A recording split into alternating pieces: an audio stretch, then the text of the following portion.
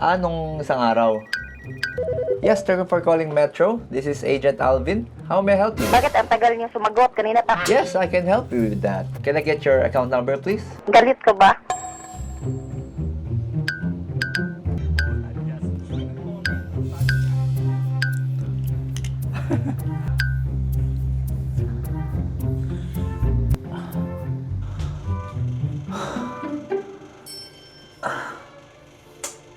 Ba't ba ako pikit ng pikit? Hindi ko makontrol.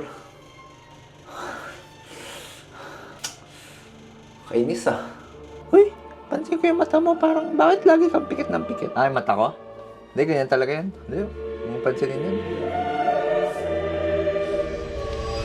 Ang sobrang pagpikit ng mata ay pwedeng dahil sa eye strain, sa stress, o kaya naman baka tuyo ang mata mo. Huwag aabusuhin ang paggamit ng gadget, kumpletuhin ang tulog, at laging magpapacheck sa doktor.